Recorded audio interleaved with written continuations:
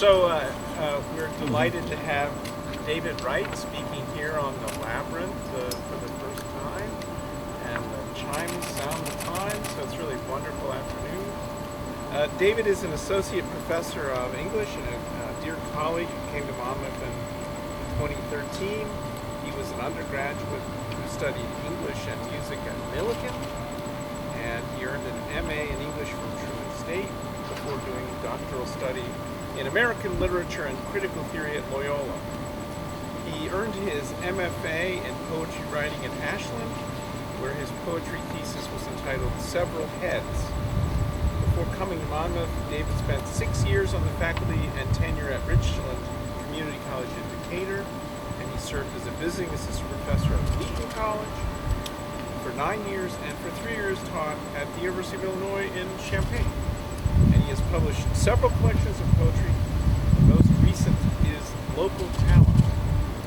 And he gave us, I found your last talk, I found in my notebook. His colloquium talk today is entitled Kyrie for the Gut, Poems from a Pandemic Sabbatical.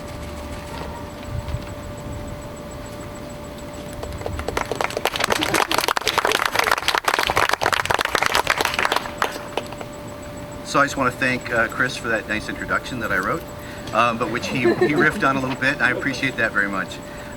Thanks to when I mentioned to Mark that I would like to do a reading here, he said, well, I don't know if that would be appropriate given the kind of poems that you read. And so I've promised to read the kind of appropriate poems for Labyrinth. I appreciate President Wyatt and VP Hannah Maher and Sarah Young and Lori Ferguson for working this out. I think it's a lovely setting, and I hope that there will be other similarly contemplative events that can happen in this space. I know over the hill over there, the folks are practicing for Fusion Fest, and so it's kind of cool that there's art going on all around campus. Just a couple days ago, people were writing letters on typewriters and writing poems on Dunlap Terrace, so it's a rich week of artistic activity. I'll say a little bit more about the Labyrinth here at the end of my talk. I'm not going to talk too much. I'm mostly going to read poems. I provided handouts. Like I said, there is no slide deck, no PowerPoint, no Google Slides. I threatened interpretive dance, but was told that I probably would fall and break my ankle, which would not be the way to invoke the Labyrinth. So when I applied for a fall 2020 sabbatical, I hope you can all hear me okay. I proposed to use the leave from teaching to complete and compile poems for a new poetry collection. Just before that application, this book had come out, 2019, and promptly went into the dark with the rest of us in 2020, so it was hard to do much with that. But I said that I would go to writing residencies where I might have extended time to draft, revise, and share work with other artists in process. And I hope that that would enhance my faculty role because I teach a lot of creative writing. I would like to organize retreats for our own students. Of course, then campus and academic life everywhere was disrupted with COVID-19, and all of the writing residencies were canceled or moved online. So had to make some adjustments. And I was able to do a few, more than a few activities online, to do some remote writing retreats, to go to lots of poetry readings and other presentations, and even to give some readings and be on some panels remotely during my sabbatical. But the primary thing I did during my sabbatical was to generate and draft and revise new poems looking towards a new book. I also had the really rejuvenating opportunity to read somewhere near 50, 60 books. I can't imagine the last time I've had a chance to do that without the books being something that I was planning to teach on Thursday. And so just to read new collections of poetry, to read some fiction, to read lots of nonfiction, to read literary criticism, to read books on teaching and learning, to read books on the crisis in higher education. I stopped reading those after a while. I decided instead I would keep reading the poems, and I did, and I read lots and lots of them. Was as generative as anything else. But the main thing the sabbatical gave me was time. Time to write a poem, set it aside, leave it alone, come back to it a week, 2, 3, 4 weeks later. whenever we invite a writer to campus, my students always say, well, how long did it take you to write that poem? And the poet or the fiction writer will often say, well, I'd say it took me about 1.5 years to write that poem. And the students kind of look at me and they say, I'm supposed to have 6 poems done for you in about 4 weeks. You know, and I say, well, that's part of the false sort of accelerated version of teaching creative writing. You don't have that kind of time to set something aside and come back to it. And time is one of the best revisers of poetry. What I discovered when I was looking at these poems, writing new poems, revising older poems, was that I think I do have another book, but it's not the book I thought it would be.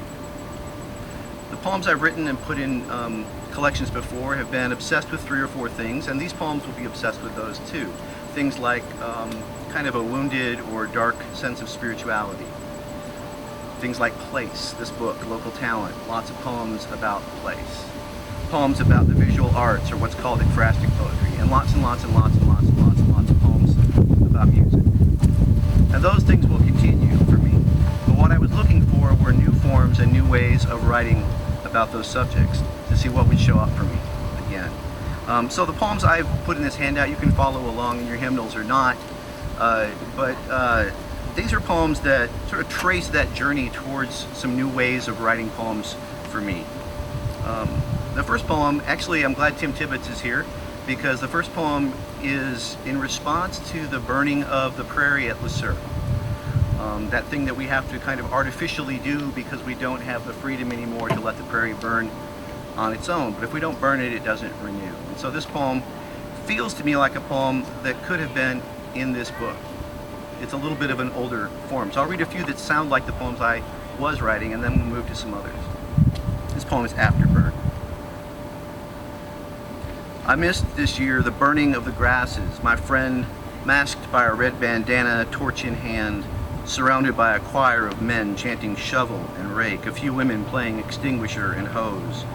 Most gods used lightning. Vandals and settlers count on matches, count on campfires and neglect. Controlled burn means mostly luck. Fire now, a surprise wind not now, a March forecast for evening rain. If you believe in the ventricled ball of roots below the prairies, you know it is impossible to eradicate the past. A week and grasses already insist on themselves. Scalded soil heals green. Next blaze will be a summer of small and larger suns. Then cones of purple, a blue stem rising undulant and obscene. Cattail and a fall weed with a dozen forgotten ochres. In August, when I return, I won't call it a sea, but will wade through the blooded, deep prairie of flame. A dozen birds will be startled in the moment. I will still be frightened by the deepest past. I'll leave my matches and lightning at home. I'll wait for new rain. A lot of my poetry has grown in collaboration with other artists, and one of my favorite collaborations since I came here with Monmouth was a chance to do a concert reading with Tim Pale and Carolyn Suda. So several years ago, she and I concocted a concert where she was going to play a favorite Bach cello suite of mine, and then I was going to write poems in response to what she played. And she was also going to play the Kol Nidra by Max Bruch. And so I wrote poems in response to that. This is one of those poems. This is the Courant, and the Courant is a kind of quick triple meter French dance, but also it of course means current, and so there's some of that in the poem. Courant. 100 kinds of blues, all broken love songs, blue and blue are the flatted thirds and fifths, the cut of strings when the finger slides and bends the riff, and bends the riffs, and the keening that starts down in the small of a woman's back when she curls and uncurls herself over a photograph and sings no decipherable word. And the stranger wandering high in the hills of his forehead, hollowed valley of his mouth, tiniest bones of his ears, so buzz with the hum of old hymns. He does not believe, but sings like it means everything. I grieved sitting still. She moved through lost in her torso, slow spin in a morning room, wild every night sheets in knotted dreams. My mother chants the darker psalms of David. Not quite forsaken, but why hast thou, she says, prepares the table before me, she asks, as she lets go of each antique key she has collected for nearly 80 years, before she gives them to the auctioneer. My father is a box of ash stashed behind old books on a shelf he built with his old hands. The Courant rivers itself between banks of silence, indiscriminate, reckless. 1,000 stones baffle the unstilled water into sound, into still more versions of blue. So as I said, ekphrasis, or the writing of poems in response to the arts, and particularly the visual arts, is one of the mainstays of my writing for a long time, and I've really enjoyed the chance to work here on this campus with our visual artists. Just last week, students from the English 210 creative writing course were reading poems responding to the work from our permanent collection. And they did a great job, and Brian Baugh came and talked to us about the art and how he put it together. It was a really wonderful event, and we'll hope to continue to do that kind of thing. This poem is a poem that was part of a book called The Ekphrastic Writer, edited by Janae Bauer, where she solicited poems for a textbook about writing this kind of poetry. And she doled out paintings to people. And she said, would you like this or this? And I wanted a painting that I could go see physically, not just the JPEG. And so this piece by Pierre Mondrian is called Farm near Duivendrecht, and it's at the Art Institute of Chicago. And so this was previous to the pandemic, and I got to go up and spend an afternoon with this and with other Mondrian. Of course, if you know Mondrian, you probably know his geometric paintings. They're much simpler, more spare, more abstract. But this is one of his that was kind of on the way to abstraction. It was also a house near Duivendrecht that he painted dozens and dozens of times. And so we're not really sure when this one was painted, sometime between 1911 and the end of World War I. And so World War I is in the background of this poem. Walking in light rain on Palm Sunday, a mirror appears on an Illinois street. Though it is April and it is morning, and this asphalt is not Kansas, and I am expecting I am expecting nothing beautiful. There it shines. Rainwater glazing the ground, a motor oil sheen collecting clouds from the sky over Duivendrecht. The farm you have sketched again and again for years, have painted a half-dozen times while the Great War bisects bodies into cylinders, arrives upside down. Canopies of trees interlace branches to dome and shelter the house, the barn, its several indistinct birds now alive in the Illinois sky. They glide across and beside still waters. In my copy of your copy of the stream, there is no man in blue who kneels by the bend and wishes for the water to be clear. You have said we are only line and color, assembled angles and curves. Any object we recognize obscures the beautiful.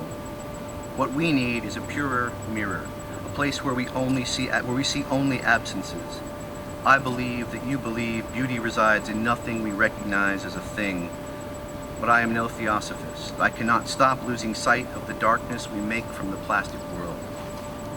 Today, though, I can follow this liturgy you score straight in dark lines, dance in this refraction of easel as sky.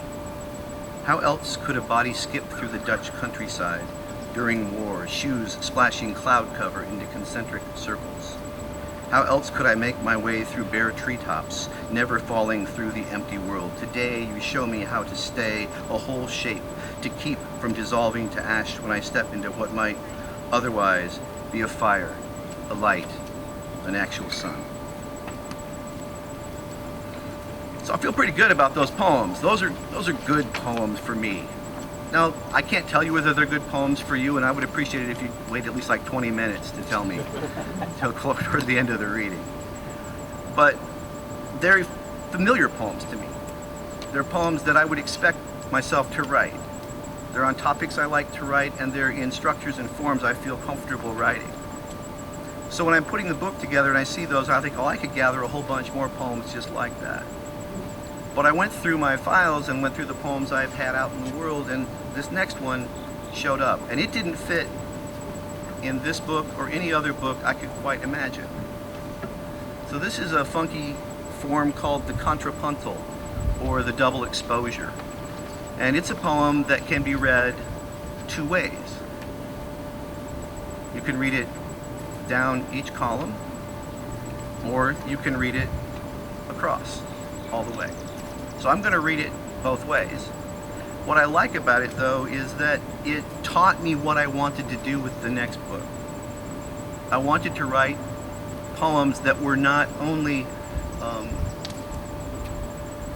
monologic, but that were more dialogic, where there were conversations happening not just between the poem and things out in the world, or between the poem and the poet, or the poem and the reader, but we're having conversations with themselves and leaving space for readers to complete these poems. So you can decide which one you like, the one on the left, the one on the right, or the one that all goes together. Okay? Kyrie for the gut. I am not anything but flesh, a devouring dark belly of pleasures, sugars, whiskied words, lipped and slurred, version of Aristotle's being, action not feeling, and dressed up actors, hands that tender stupidly without syntax, good, and then something scripted. I did not expect falls out of my mouth. A song.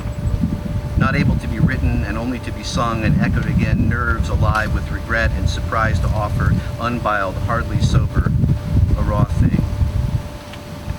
In the end, eating itself alive inside of my own ravenous habits, speaking in tongues again, is my numb mouth, ranting about virtue, bullshitting about character, not undressed urge, but violent or blessed word after word, catharsis of doing, well, nothing, until a God's honest offering, perfectly flawed hymn as if the universe, a song, is shaping itself in the scalded hole here in my throat, scarred by wonder, something honest but undrunk.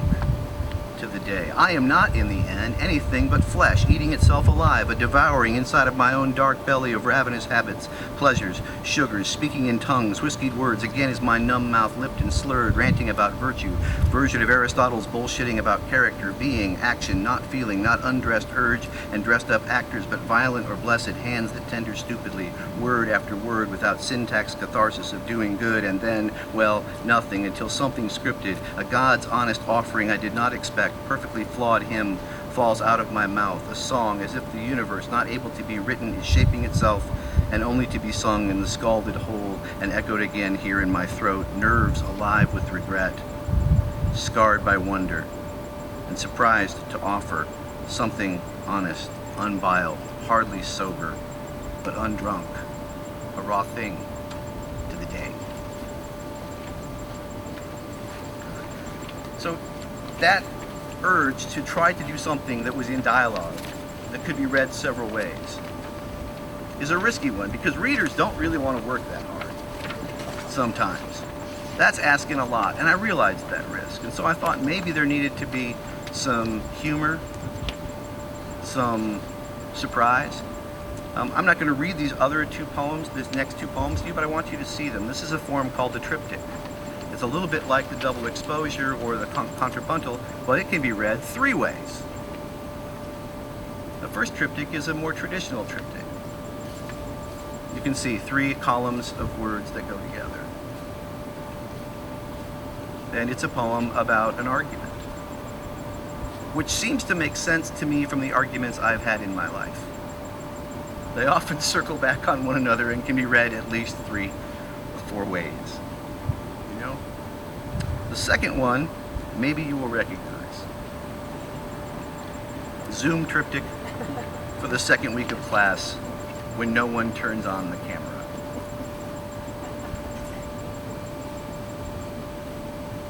I'll just read the final version of this one when we go across. Okay? So we start here for now, safe enough, another day, thinking inside boxes upon boxes, bellowing, a wolf's howl or belly, arriving again, waiting too many days for rescue, stories, dreams, she, him, they, always, never, believed, remembered, in the light, dark. I have to say, this setting with you, some of you masked, some of you unmasked, oh, faces, no dark boxes, hoping that the person's not down in the kitchen getting themselves a snack while you're talking about poems. And I say that because for the first 100 days of the pandemic, my son was with me the whole time. And frequently I would be downstairs and look up and he would be in the kitchen getting himself a snack. And I would say, aren't you in English class? And he would say, yeah, but he's just talking.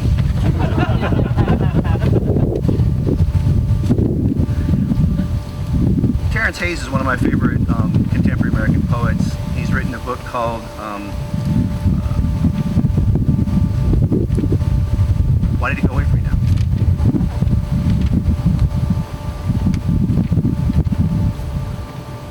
American Sonnets for My Would-Be Assassin, something like that. That's the title. It's a book of, I think, 40-some sonnets, and they all have the same title.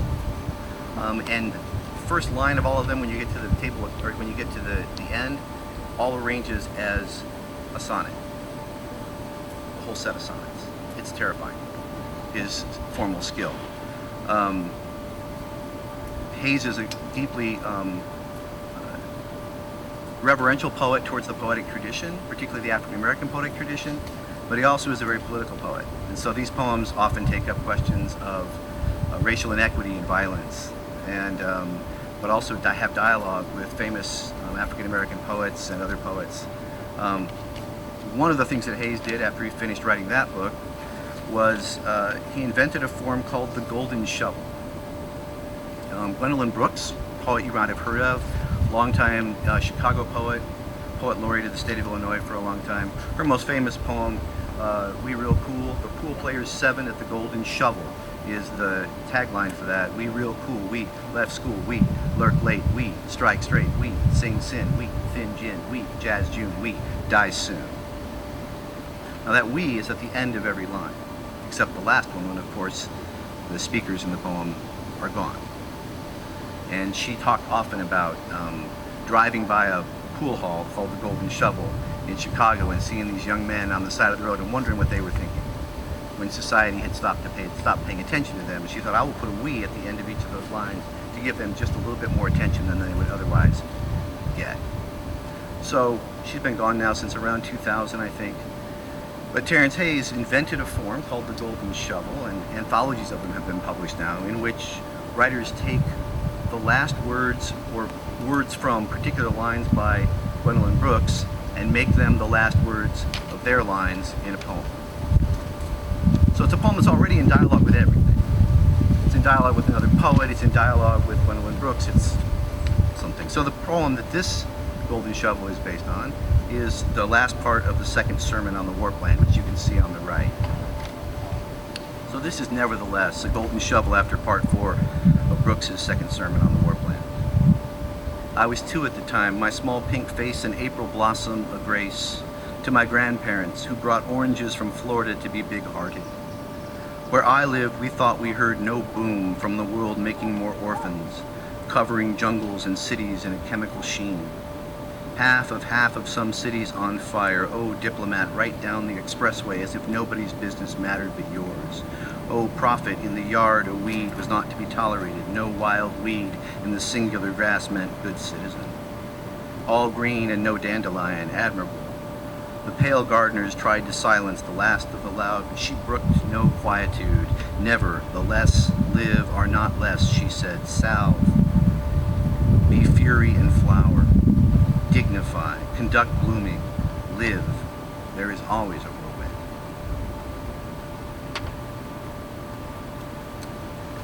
Of course, I couldn't run away from music, and so I have a couple poems here that are engaged with music. One of them came from the concert reading I did with Carolyn, and was a response to Max Brooks' program notes for the Notes for the Atonement, and that set of poems is called Program Notes for the Atonement. Really a challenge to write those for a couple reasons. First, I got the chance to listen to Carolyn rehearse those. Sat in her studio several times as she and Tim worked through the music, and I didn't know the music, and I listened to recordings of it. Read about Brooks' process of writing those pieces. Also, I'm not Jewish, and so Kol Nidre is a particular Jewish legal holiday in which atonement happens for things done in the previous year, and I didn't want to be appropriative of that. And so several of the poems in that little group try not to diminish that, but also to be present to it. Then I realized that I can't pay attention long enough to listen to a whole long piece of music anymore. Maybe you can't either. So as I was trying to write this, I was constantly picking up my screen. So when the eye and the ear and the voice have been exhausted by the constant screens, click screens, scroll, news feeds of worry, noises thudding through the sternum, nothing unseen. When wounded eyes, stuffed ears, ranted voices appear with particular static in dreams that once held the beloved and her choice word, his scarred cheek. Breaking news, no serene sight, no song, no throated pleasure to voice. From a man's hands, 3 wordless chords descend. A woman draws with a bow a sharp light from autumn's intimate dusk. Breathe. Repent. Unclench your fist, supplicant. When the eye, the ear, the voice disappear, then a tone, now silence, then again, a voice to begin. It's not easy to pull ourselves out of those screens. It might take Tim Pale playing chords on a piano and Carolyn Suda playing the cello to make that happen. I hope we'll hear them do that again at some point here on campus. Here's a poem you can play along with at home if you turn the page. So this was another poem I had done as a kind of joke, really, about the same time I wrote the Kyrie for the Gut. And I realize now that both that Kyrie for the Gut and this poem were attempts to say to a reader, what do you want? But also unwillingness to completely give that up. So when you're at home tonight with your beer ready by your recliner and you have finished your New York Times crossword and you're looking for some other kind of play, go ahead, fill this in. Fill this in. We'll see what your poem looks like. This is my Mad Lib poem that needs your secret words to make it. I don't know, what do we need to make it? So as you can see, that's a very different form than those little poems, or not little poems, but those left justified, tightly reasoned poems on the first couple pages here. And it's exciting to me. It's also kind of terrifying to write poems like that. Just a few more poems. This is kind of the 4-poem warning. It's like the 2-minute warning in football. Mark smiles. He knows that's a joke almost all poets use at this point in the reading. My friend Karen McCadden is a poet from Vermont who wrote a devastating book. Just devastating. Called The American Wake. And it's brilliant. It's a book a little bit about her Irish heritage. American Wake is what people would hold for those who were going off to the States before they left, knowing they might never see them again. But it also deals with her brother's death from a heroin overdose. So it's got all kinds of losing in it. But one of the ways she figured out to contain that is she had a series of definition poems. Poems that look like this one I'm going to read next. They look like definitions from, say, the Oxford English Dictionary or something. You okay, Judy? We good? Yeah. Oh, there was a spider. Okay. Oh my yeah. God. The gnats and the spiders. This is exciting.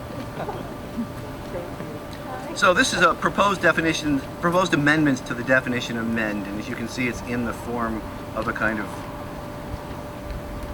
dictionary definition. 1, on the mend, as in returning to health, as in a return to strength, as if the narrowing spine will not continue to narrow, to pinch or to twist the nets of nerves in your back, and the neuropathy will not numb your hands, fingertips so numb that they drop dumb needles, drop pens, drop the pills you intended to take and cannot bend to pluck from the floor. 2, mend your ways, as in tend again to the mother you who tended to me, the one who teases too often too close to the bone, both from duty and love, my habits too tautly wound to be rent or to rend in order to make strong again, My tone is your tone, blurting out agitation and grace. 3. To set right, to correct, like a bone that is set, can a back be reset, like a sentence revised, but who can uncurve the sentence of an old spine, stenosis, to narrow a passage in the body? The road to hell is wide, but the painless kingdom requires a needle's eye, and are we too rich in worry to enter in? Your hands are too unnerved to thread a thing through, and the surgeon says it would not be wise. 4. Mend fences, which are nothing but nets of metal or wood sifting the air near the borders of the ends of us, where the worries must be kept from entering in, or where the worries you love must be kept from escaping, leaving you trapped in a small home alone. I am a sorry fence mender, not a net mender like the fishermen with their shuttles, their gauges, their taste for brine, and the patience to restitch a bitten through twine. 5. From Middle English, menden, by aphoresis, for amenden, to atone, for a sin or a shame, for the imperfect body, for all we have done and left, and all those we have undone and left, that cannot be intended back together again. My spine is a spine of a book of confessions of unforgetting. 6. Mend, noun. The woodworker's mend was so perfect we could no longer see the damage to the table. On the X-ray, the vertebrae are not made of wood but of light. The hollowed and hallowed cylinders of bone are delicate shadow, transparent like ash in the sun. A gray and white text the doctor reads and repeats. We can manage the pain. 7. Amendment, a small change, a more accurate word, more current, the correction of an imperfection. You are sitting as upright on the doctor's table as you can. You are clear in your words about how you must keep moving, even as your leg grows weak when your back flares. I am not listening well, but I am hearing a voice that sits in my ear, maybe Lear, telling me to mend my words. Or another voice from another script commends me, serve God, or serve notice, or serve myself a short bourbon and ice. To suffice, I place my inadequate hand in the small of your back, help you to your feet and the car. We set you down in your best chair when you get home. The winter sun is still bright. We are not too late, amen, to amend.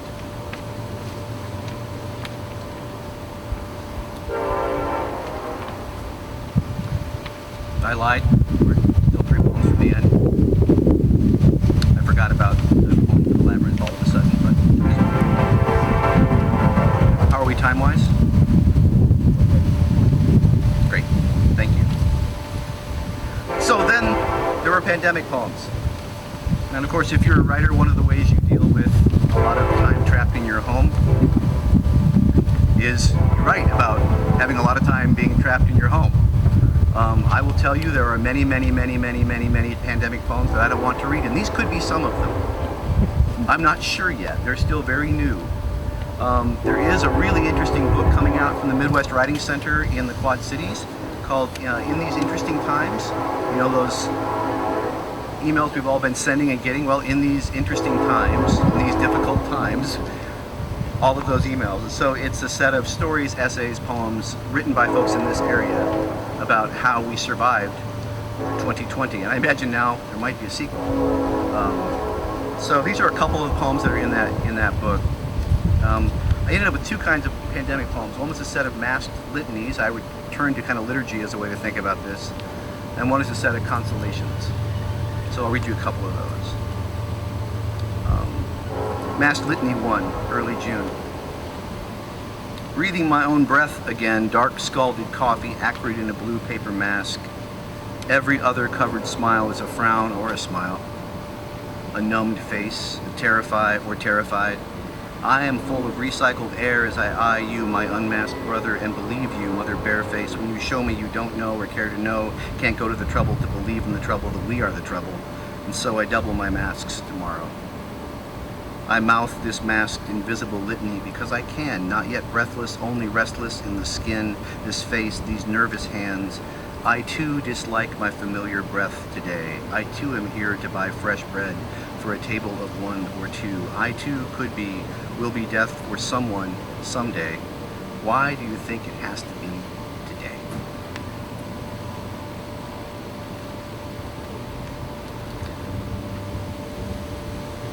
I was reading Kafka. Seemed like not the right thing to be doing during the pandemic, but One of the things that masks allow us to do is to sometimes be someone else. Think about Paul Laurence Dunbar's famous African-American writer, famous poem called "We Wear the Mask That Grins and Lies." It's been kind of in my head for the whole pandemic. So this one's maybe a little more whimsical. This is Mass Litany. Today I wear my Kafka mask. It starts with a line from a letter Kafka wrote to Max Brod. He says, "I usually solve problems by letting them devour me." Mumbling in the dialects of Midwestern cockroaches a set of unintelligible and detailed instructions to the spiders on my porch, orb weaver, wolf spider, and her numberless young, about how to avoid the pair of hungry, horned-up doves who have run out of birdseed and patience. I am at once a scuttler and translator. I am a knife and another knife. My life wakes me to the morning and nearly kills me every day. Come to me, love, and be the quiet heart and the confusing heart, spontaneous heart. My little pinchers plugged into the pulse ox say both of our hearts beat too fast and I am stealing all the oxygen. When I pull down the mask so you can read my lips, you cannot read my lips. I have no lips. They have transformed into terrible mandibles I have not seen for myself but feel powerful. You show them to me on your phone. When I see my own face, my segmented self, I feel crushed. How long have you been taking the pills, you ask? How long have you been flushing them down your thorax with rainwater? How long have you known that you were hiding such a charming face behind such a ravenous face? I need to answer you, but I cannot find the syllables or hisses to say, sorry. I need to answer you, but I am so gorged now I can barely skitter or hop. I have been devoured by my own considerable troubles and charms. So I like to say that poem's a little lighter-hearted in the way Kafka is lighter-hearted. I want to say a couple things. This group of poems is different than anything fully that I've ever written, but they feel to me like a generative outgrowth from the poems that came before me. And that's a wonderful thing to discover a year now later since the drafting of so many of them.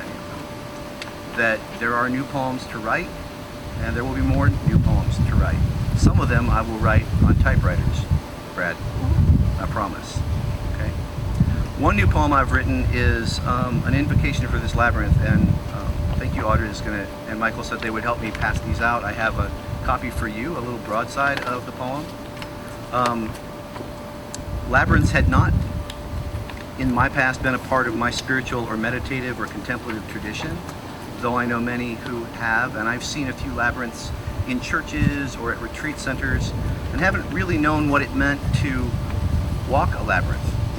I know that it's not only the Christian tradition that has embraced the labyrinth, but that it goes to indigenous traditions and Celtic traditions and has a long history.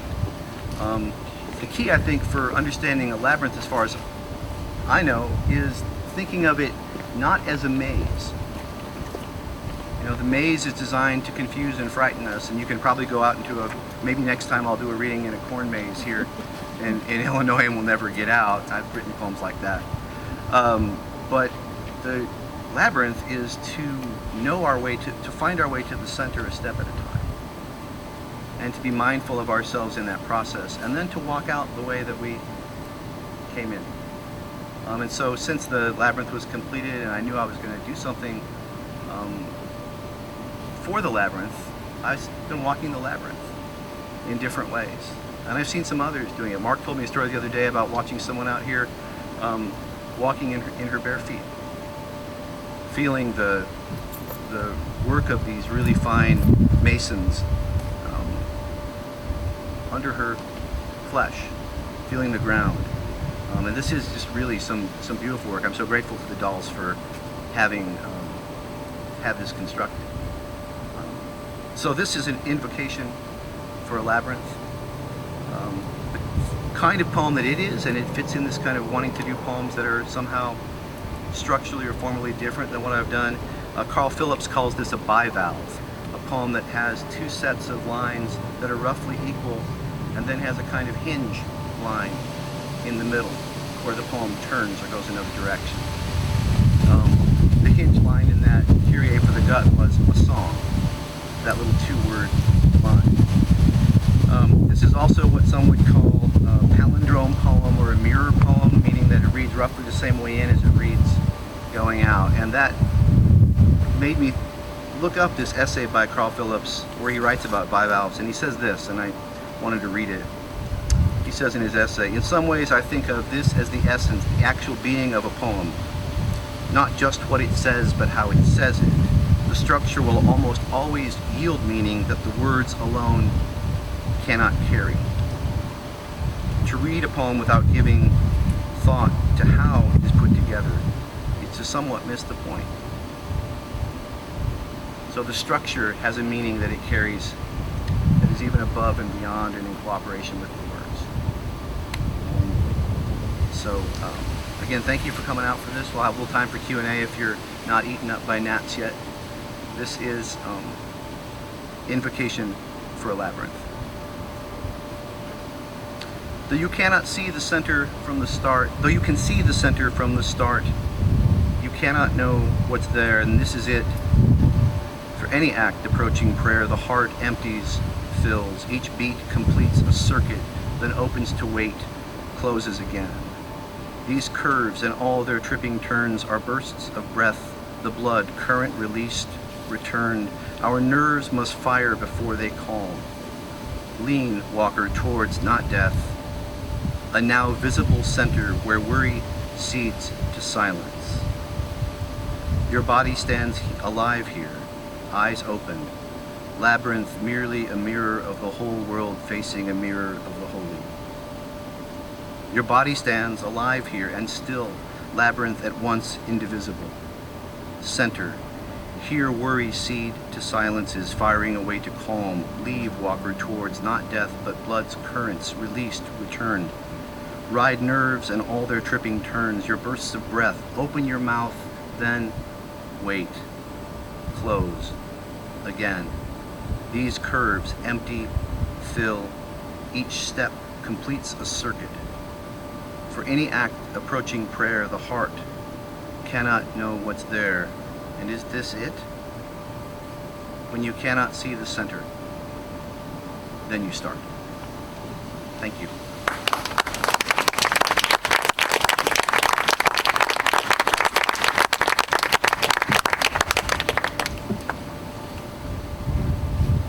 Questions?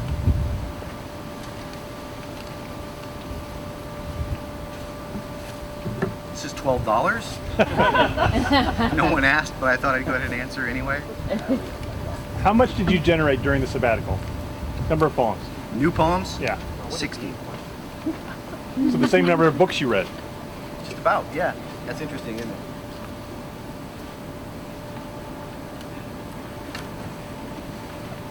Warm up here. Yeah. I have a question about the poems that can be read more than one way, down or across. Mm-hmm. How do you write something like that? Do you know before you start which are going to go, like do you write one direction first and then the other? Or Yeah, that's a really good question. really And secret? no, there's no secret to it. The secret is that you start writing and see if your thoughts divide, for me.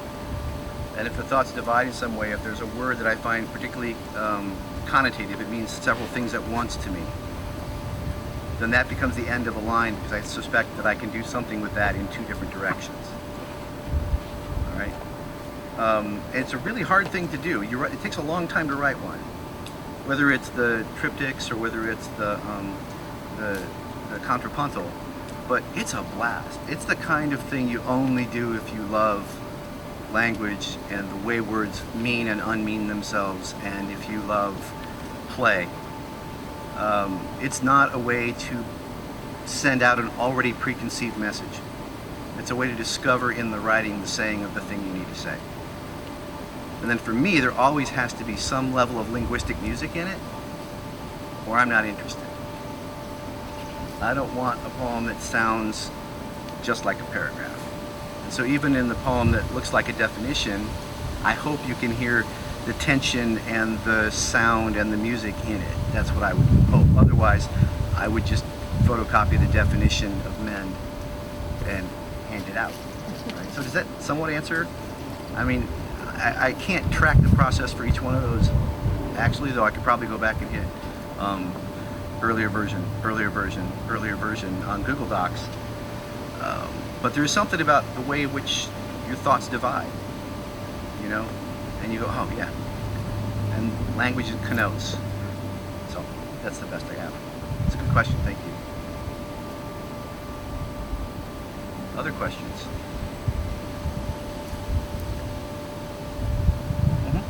The writer you were referencing before your last poem, what was his name? His name's Carl Phillips. Yeah, and he was talking about the connection between form, structure, and content. When you sit down to write a poem, do you have an idea, a feeling, and then how do you, when you say impose like a structure on it? Like what's the process of deciding?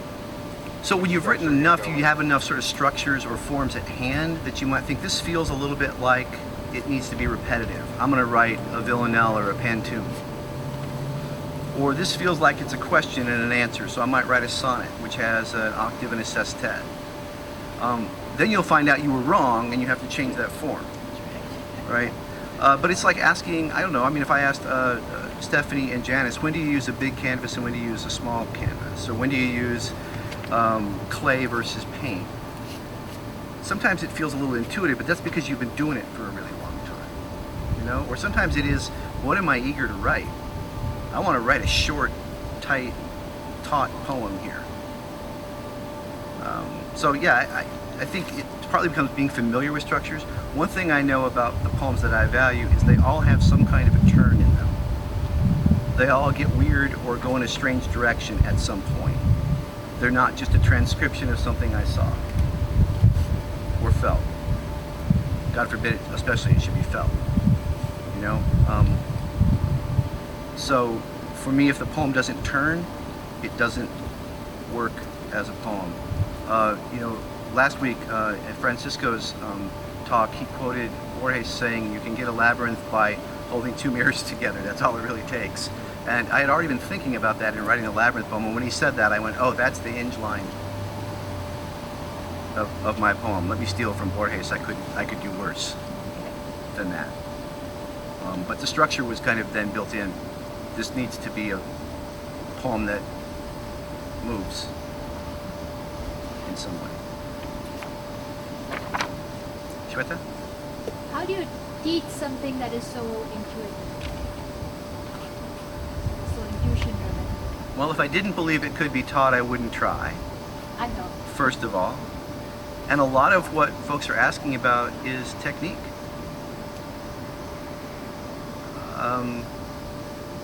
Again, I'll look at musicians and visual artists here. A lot of folks that want to make art out of their feelings, but what they need is paint. It doesn't mean you're devaluing the feeling, experience, insight, thought, conversations that drive them. But they need paint, and they have to understand how the knife works, and they have to understand how the keyboard works and how the chord progressions work, or they're not going to make anything that others can attach to or that they can even learn from themselves. You know? So language is my tool, and the ways that language works, and the music of language, and the history of language. And of course, that's hard because we use language every day in ways that are not really of very much consequence. We order a coffee through the drive-thru, which has immediate consequence but doesn't last. It's our utility. You know, it's, hey, I'll see you at 5. So sometimes you have to defamiliarize or strangify the language from the way people would normally use it, and use the language you would normally use in a different way to see how it sounds and what it's doing. And that also then comes from reading. So it probably is no accident that 60 poems got generated when I read about 60 books. Because I had a lot of language that was strangifying itself for me and destabilizing itself so that I could do something with it. And I had the time to let it do that. I wasn't in a hurry to order my skim latte through the tin cup drive-thru with an extra shot. Good question. Tim? How do you know when your poem is done? Can I ask a variation on that one? So you sent me a draft of the Labyrinth poem, and I read the draft, and the hinge wasn't done. And I didn't say anything to you about it because your follow-up comment was, I'm still working on the hinge, right? Now, you took the hinge from Borges, you have the mirror, but the line wasn't right yet. And you're working the line, you knew to work the line, and then you finish the line and the poem is done. How does that happen? Well, to answer Tim's question directly first, I sometimes don't know when the poem is done, and I've ruined a lot of poems by not knowing that. By continuing to fuss with it and worry it too much, try to perfect it too much, and I take some of the energy or the surprise out of it. So time is a big one with that. If I can let a poem sit and come back to it and I go, yeah, then I know it's done. Right? I sometimes don't think a poem's done when I'm giving a reading from an already published book and I'm standing there and I go, oh, that should be... And you change the line on the fly, and then you're like, kind of an awful perfectionist are you to yourself, you know? But for me, sound has a lot to do with it. I know I've ruined a poem when the end of the poem clicks too tight. I used to love a poem that clicked, like